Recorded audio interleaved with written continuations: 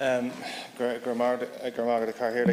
think anybody who has an interest in politics or is engaged in politics anywhere in the world would have found yesterday a particularly disturbing day, observing what's happening in the United States and what's happening in the United Kingdom, which we would all regard as being two great democratic institutions. On one side of the Atlantic you have proceedings being undertaken potentially to impeach a president, the charge being that he has asked a foreign power to investigate a political rival. And in the United Kingdom we have the Supreme Court ruling that the Prime Minister broke the law in suspending Parliament. In those two countries there seems to be that politics is in a very, very dangerous and disturbing place, where any amount of middle ground discourse is almost impossible, where previous there seemed to be an ability for people to find common ground in the centre of two opposites. Now Brexit has become a religion. What Trump is trying to achieve in America has a similar type of religious seal to it. And I worry about politics internationally when you look to these two great countries as being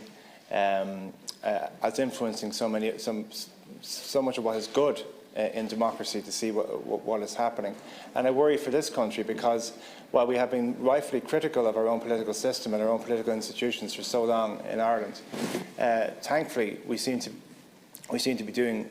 reasonably well in the past period of time, especially facing into Brexit on the 31st of October. However, there was a dark turn taken a number of weeks ago when members of these houses were engaged in whipping up public meetings in certain parts of the country, whipping up sentiment using half-truths, mistruths and very poisonous language to try and get cheap votes, cheap rounds of applause and cheap support on the backs of particularly vulnerable people. Now, I spent time as Minister of State in the previous government. The reasons why I changed my view on this very existence of this House was because of how everybody in this House at that time, and I think since, has come together with one voice to speak on the issue of direct provision. And what happened in Nuclear Ard, I think, was an absolute, from the political side of things, was a disgrace. I think we have an opportunity as this House to stand together and show a different side of Irish politics. And I would encourage you, Leader, perhaps to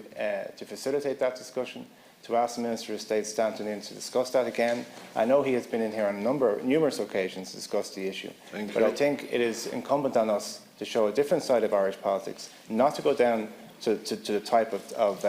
debased politics that we see in the UK, that we see in America, and to show a type of leadership that is needed, because the people of Nuclear Ard have been let down terribly by the type of rhetoric that has been used, and I think we have a chance to step into that space as a collective and to show a little bit more leadership than was shown in that instance.